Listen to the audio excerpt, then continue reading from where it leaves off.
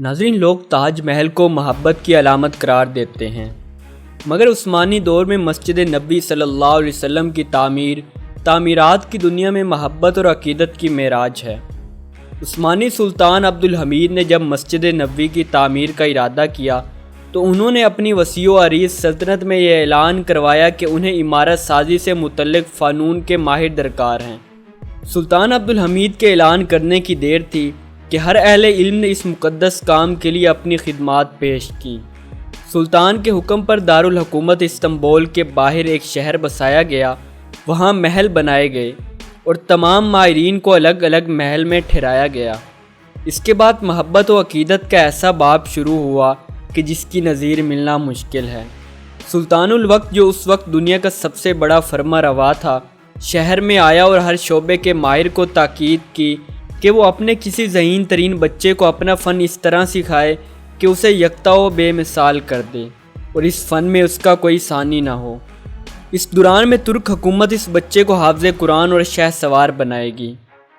دنیا کی تاریخ کا یہ عجیب و غریب منصوبہ کئی برس جاری رہا اور 25 برس بعد نوجوانوں کی ایک ایسی جماعت تیار ہو گئی جو نہ صرف اپنے شعبے میں بے مثال تھے بلکہ ہر شخص حافظ قرآن اور باعمل مسلمان بھی تھا۔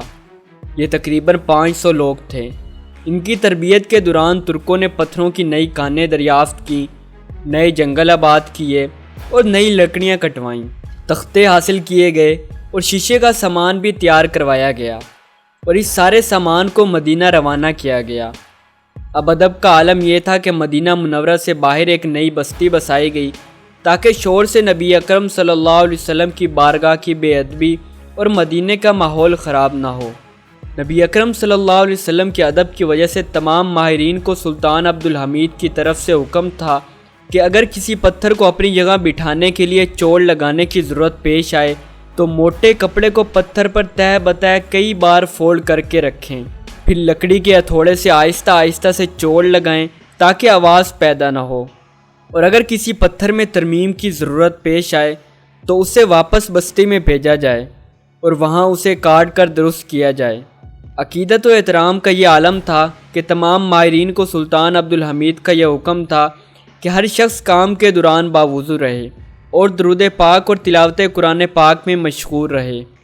نبی پاک صلی اللہ علیہ وسلم کے حجرہ مبارک کی جالیوں کو کپڑے سے لپیٹ دیا گیا کہ گرد و غبار اندر روضہ پاک صلی اللہ علیہ وسلم میں نہ جائے۔ بڑے بڑے ستون لگائے گئے کہ ریاض الجنہ اور روضہ پاک پر مٹی نہ گرے۔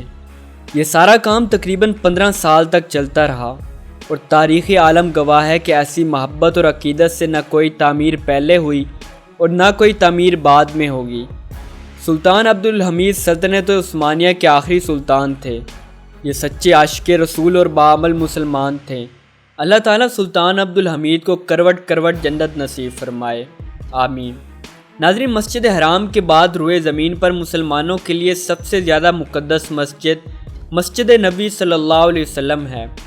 اس کی تعمیر کا آغاز 18 ربیع الاول 1 ہجری کو ہوا تھا۔